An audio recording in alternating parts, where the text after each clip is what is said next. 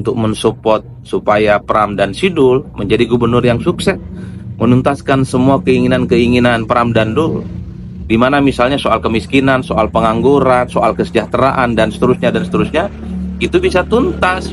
Saya menduga ke arah situ. Mungkin Anies dan Ahok itu akan jadi dewan pembina, dewan pengarah untuk kepentingan Pram dan Sidul ya, supaya persoalan-persoalan Jakarta itu bisa diatasi. Mengingat sosok dua orang ini, Anies dan Ahok, adalah mantan gubernur yang dinilai punya success story, tentu dengan indeks ukuran masing-masing. Jadi itu yang kemudian membuat saya selalu mengatakan, kaget kan? Makanya berpolitik itu jangan masuk ke hati.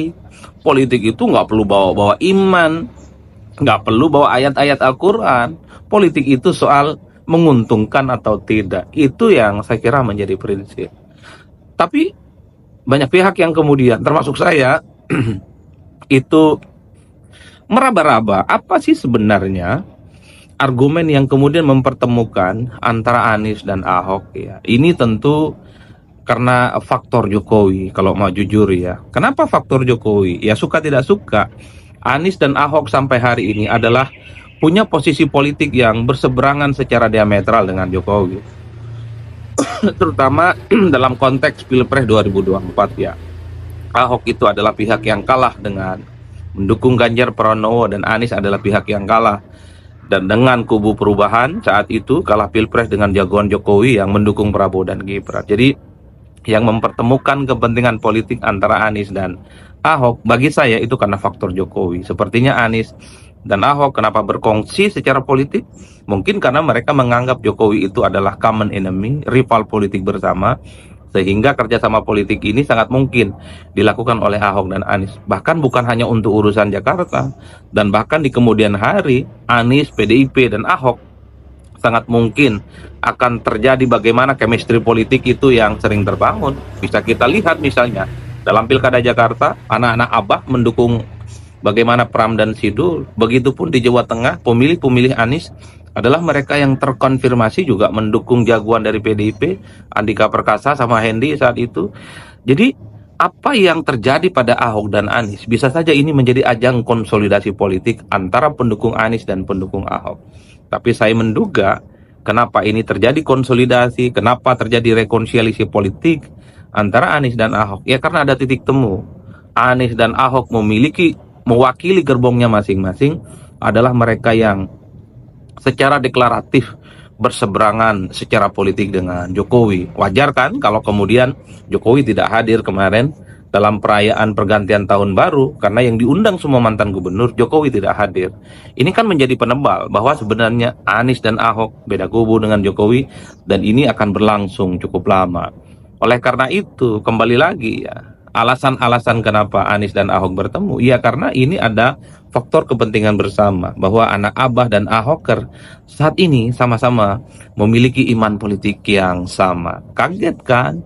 Makanya jangan pernah anggap pemilu, pilkada, dan politik itu urusan agama. Dan itu kan yang terjadi dalam Pilkada Jakarta 2017 yang lalu. Bagaimana iman politik, bagaimana kepentingan politik itu dikaitkan dengan kepentingan-kepentingan agama. Kan itulah yang kemudian membuat warga Jakarta, kemudian hampir masyarakat kita juga ikut-ikutan terbelah. Bahkan saya menyaksikan dari dekat gitu ya, demo 212 yang berjilid-jilid, saya juga ikut di dalamnya, menyaksikan dari dekat. Itu kan datang dari berbagai kalangan, bukan hanya orang Jakarta. Bahkan eksponen-eksponen kelompok-kelompok politik datang ke Jakarta hanya ingin memenjarakan Ahok sebagai orang yang dinilai menista agama saat itu, hanya ingin supaya Ahok itu tidak jadi gubernur dengan alasan Ahok itu anti-Islam, Ahok itu menista agama, dan bahkan bagi pendukungnya, bagi pendukung-pendukung Ahok, itu kan haram. Mereka itu akan disolatkan jenazahnya. Itu adalah satu realitas politik yang tidak bisa kita pisahkan. Sementara pendukung Anies adalah mereka yang paling merasa Islam, paling dekat dengan umat Islam, paling memperjuangkan umat Islam, imannya paling tebal sampai Sidratul Muntaha dan seterusnya. Saat itu, tapi lihat hari ini, kedua sosok ini yang menjadi idola pendukung Anies, yang menjadi idola pendukung Ahok, berkongsi dalam satu kepentingan politik yang sama. Makanya politik itu nggak perlu bawa-bawa ayat, nggak perlu bawa-bawa Al-Quran, nggak perlu bawa-bawa kitab suci. Politik harus kita maknai untuk kepentingan kekuasaan. Orang berani ribut, bahkan berani mati, itu karena ingin mendapatkan jabatan politik. Ingin jadi gubernur, ingin jadi wali kota, ingin jadi bupati, ingin jadi presiden, dan ingin jadi anggota dewan. Politik sederhana itu aja. Di luar itu saya kira nggak ada ceritanya. Oleh karena itu, marilah kita memaknai politik di bangsa kita ini biasa-biasa saja. Nggak perlu lagi menganggap politik itu seakan-akan perang agama, perang etnis, seakan-akan itu menjadi suatu hal yang kemudian mempertaruhkan kita untuk mempertaruhkan segala-galanya. Banyak orang ribut kan, banyak orang cerai kan, banyak orang tidak ramah kan dengan pihak yang lainnya. Hanya gara-gara Anies dan Ahok. Kini mereka mempertontonkan kebersamaannya yang cukup luar biasa. Mari maknai politik itu biasa-biasa saja. Mari kita fokus dengan apa yang kita kerjakan. Biarkanlah urusan politik itu urusan elit, urusan tim sukses, dan urusan tim pemenangan.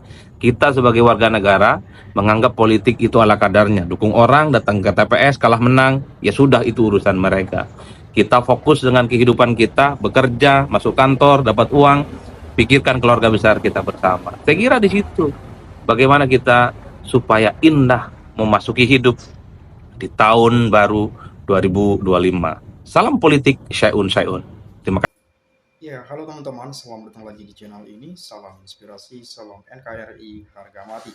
Ya, bagaimana tadi penyampaian dari Bung Adi Praitno, tentu penyampaiannya cukup tegas, jelas, dan tegas, yaitu masalah Ahok dan Pak Anies Baswedan yang memang sejak dulu kita tahu agak berseberangan gitu ya, tapi sekarang bersatu untuk melawan Pak Jokowi. Yaitu tanda tanya juga ya, atau mungkin ada kepentingan-kepentingan yang sama. Pada pilkada kemarin tampak terlihat mesra ya hubungan antara Pak Ahok dan Pak Anies Baswedan. Tentu kedua tokoh ini sama-sama punya pendukung massa yang besar di Jakarta dan mungkin di daerah-daerah yang lainnya gitu ya. Dan kalau kita melihat memang dulu Pak Ahok sempat dipenjara karena dugaan kasus penistaan agama dan seterusnya dan seterusnya. Tapi sudah bebas ya.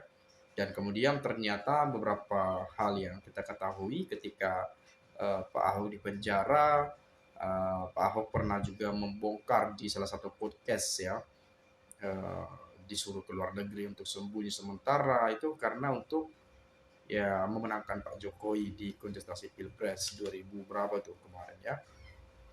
Nah, kan saya coba melihat berbagai penilaian dan pendapat teman-teman kita di kolom komentar ini, ya semoga nanti ini menjadi pemikiran yang baru pada kita bersama. Saya coba lihat dari Yati Ros. Salam sehat buat keluarga Mas Adi, lebih baik mulut bau daripada mulut nyinyir penyebar fitnah. Berbuat baik nggak ada yang salah, tapi kalau buat jalur yang baik dan benar, ingat baik jangan memaksakan kehendak karena merasa diri paling ganteng. Orang jelek juga sadar diri kalau dibilang muka kayak Om Omas, Edi Sugigi tua. Masalah buat orang yang suka nyinyir. Kalau memang ganteng dan hebat silakan cari jalan sendiri, jangan merusak pemerintahan yang memang sudah sejak dulu dibina dengan baik. Jadi nggak usah iri, 1+1. Semoga kebersamaan mereka bisa membangun negara dengan baik dan bisa mesejahterakan rakyat dengan hati tulus tanpa batas. Memang benar waktu itu Ahok menista agama dan sudah dihukum atas perbuatannya. Dan sekarang Ahok bersih dari dosa karena sudah mendapatkan hukumnya. Masih kurang sakti kalau cuma Ahok Anies, satu lagi Ganjar biar kompak, sakit hati semua. Orang munafik, rakyat dibully, mau masuk istana, dasarnya apa? Banyak aset yang gaib dan raib. Mas Adi, Belatung suruh kembaliin dulu perhiasan 300 akan segera cair. Bukan telat si tunggu buat mengembalikan barang-barang atau diserahkan dengan amanah kepada orang yang berhak menerima. Jangan caper perhatian saja. Terbukti dua kubu itu yang penting jadi pejabat. Martabat gak penting, rakyat terang benderang, dua orang ini gak pantas jadi pemimpin negeri sebesar ini. Memang Ahok menista agama, bukan hanya Ahok yang dihukum karena menista agama, bahkan orang Islam sendiri sudah banyak dipenjara karena menghina agama. Mas Adi, apapun latar belakang politik Anies, Ahok dari awal kami sama sekali tidak mendukung Anies yang membelah persatuan dengan alasan agama. Karena itu kami tidak ingin membicarakan Anies yang pintar ngomong itu. Ya memang Anies kan identik ya sering disebut-sebut sebagai politik identitas dan seterusnya. Karena memang pendukung Anies ini kan dari teman-teman kita yang beragama Islam gitu ya. Ya mungkin ada hal-hal faktor yang lain ya kita nggak tahu juga sebetulnya apa persoalan-persoalan itu karena ini sudah lama sekali teman-teman ya. Kita nggak mau lagi lah masuk dalam masa lalu itu.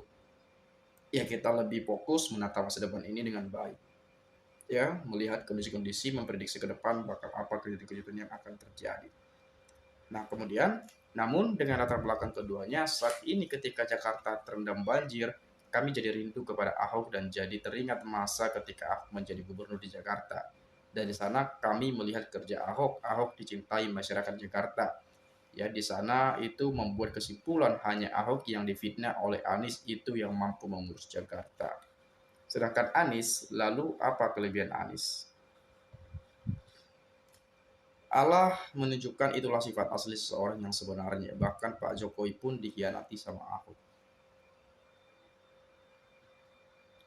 Lagi apa yang Anda paparkan adalah mendidik warga negara menjadi apatis terhadap kehidupan berbangsa dan bernegara.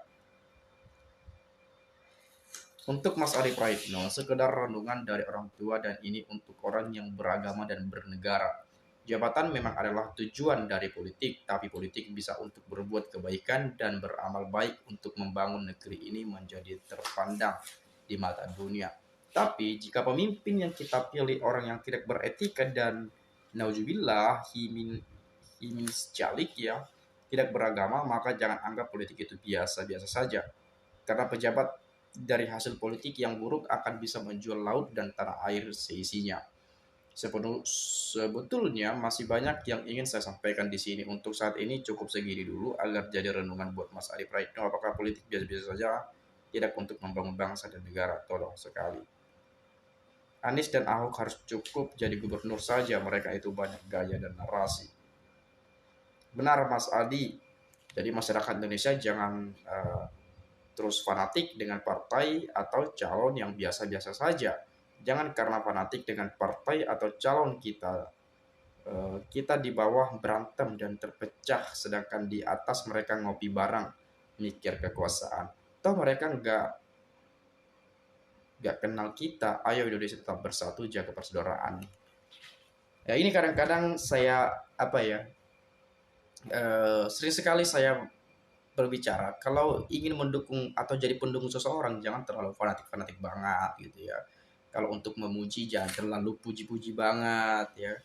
Atau membenci jangan terlalu benci-benci banget gitu ya. Apalagi kita masyarakat Indonesia teman-teman ya, masyarakat Indonesia. Walaupun mereka mencalonkan ini itu, ya janganlah sampai masyarakat itu yang tetap pecah belah segala macamnya. Ya jangan sampai seperti itu ya. Biarkan mereka berkontestasi, udah kita dukung tapi jangan jadi fanatik apalagi kita berantem tuh gara-gara beda pilihan beda dukungan. Aduh jangan deh ya, jangan ya. Nggak ada gunanya kita berantem seperti itu misalnya ya, berdebat panas ini apalagi sama-sama masyarakat gitu ya, padahal mereka ngopi-ngopi duduk bareng di sana, kita kan nggak tahu tuh. Jadi itu yang perlu sekali kita perhatikan ya. Kemudian apapun politik itu tetap kotor, mau individunya ustadz kek, mau tokoh agama kek, apa orang yang terdepan berjuang untuk agama Islam kek, dan lain-lain. Mereka tetap kotor dan jadi kotor ketika terlibat politik. Contoh kecil ya dua orang ini. Oke, salut jika kita anggap politik itu sebagai hal yang biasa-biasa saja, yang sengaja diiklankan secara berlebihan. Saya pengagum Anies sekaligus Ahok. Saya tidak terlalu paham aksi 212, namun yang saya rasakan aksi 212 bukan murni gerakan Anies. Ada campur tangan penguasa saat itu, menghalalkan segala cara tanpa memperdulikan efek di kemudian hari. Jurus itu berkembang hingga terlahir para buzzer yang kian menggila. hingga masyarakat buta akan kebenaran dan kebohongan. Etika, adab, moral, dan logika tercampakkan. Permusuhan sesama warga dikorbankan. Belajar dari semua itu, mari kita lebih bijak dalam menyikapi perang dagang perpolitikan kita. Nasib kita bergantung pada Tuhan dan upaya kita sendiri, bukan pada mereka yang berkarir dalam kancah politik. Iya, banyak saya setuju kalau komentar ini ya. Jadi ya udah, kalau misalkan orang yang seperti itu ya it's okay. Kita nggak usah terlalu penting banget gitu ya. Dan lagi pula ya kita urus aja diri kita sendiri juga gitu ya. Ya mungkin sekian teman-teman, banyak sekali komentar-komentar yang saya rasa ini menjadi sebuah pengalaman baru kepada kita. Bila mana ada teman-teman yang berbeda pendapat, silakan sampaikan di komentar ini. Itu saja, sekali lagi saya ucapkan terima kasih, salam inspirasi, salam NKRI, harga mati.